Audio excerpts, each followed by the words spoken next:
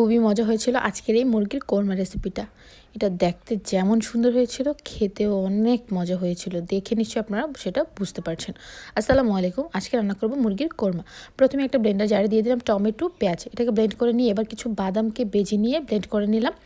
দেন মাংসটাকে সুন্দর করে পিস করে নিয়ে ধুয়ে এবার একটু লাল মরিচ, একটু লবণ দিয়ে আলু এবং মাংসটাকে ভালোভাবে ম্যারিনেট করে নিয়ে এবার কড়াইয়ে তেল গরম করে মাংসগুলোকে সুন্দর করে ভেজে নেব।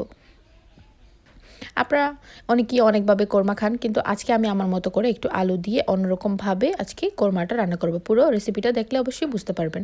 পুরো মাংসগুলোকে লাল লাল করে ভেজে নিলাম। এবার আলুগুলোকে সুন্দর করে ভেজে নেব। আমি সব খাবারে মাংসতে আলুটা ইউজ করি, কারণ বাচ্চারা আলুটা খেতে পছন্দ করে। তো আলুটাকে এবার সুন্দর করে লাল করে ভেজে নিয়েছি। এবার সেই তেলটাতে দিয়ে দিলাম কিছু পেঁয়াজ কুচিগুলোকে এবার সুন্দর করে লাল করে ভেজে করে বেরেস্তা করে নেব। এবার কিছু বেরেস্তা উঠিয়ে নিলাম এবং সেই তেলে দিয়ে দিলাম পেঁয়াজ এবং টমেটোর পেস্টটাকে একটু নেড়েচেড়ে ভেজে এবারে এখানে দিয়ে দিলাম রসুন বাটা।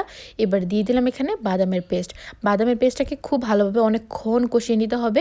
তারপরে দিয়ে দিলাম লাল মরিচ, লবণ, টমেটো সস, ফেটিয়ে রাখা গরুর দুধ, কাঁচামরিচ, তেজপাতা, একটা সিক্রেট মশলা দিয়ে অনেকক্ষণ মশলাকে কষিয়ে দেখুন তেল উঠে গেছে। এই পর্যায়ে ভেজে রাখা মাংসগুলো এবং আলুগুলোকে সুন্দর করে দিয়ে নাড়াচাড়া করে দেখুন কি সুন্দর একটা গ্রেভি হয়ে গেছে।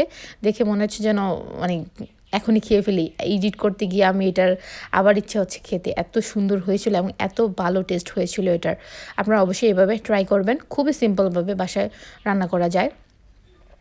সুন্দর করে এবার ঝোল দিয়ে দিয়েছি। ঝোলটা একদম মাখো মাখো হয়ে গেছে। এবার বেরেস্তা দিয়ে তুলে নিয়েছি। দেখুন কি সুন্দর হয়েছে। ভিডিও ভালো লাগলে অবশ্যই চ্যানেলটাকে সাবস্ক্রাইব করে দিবেন এবং শেয়ার করে দিবেন।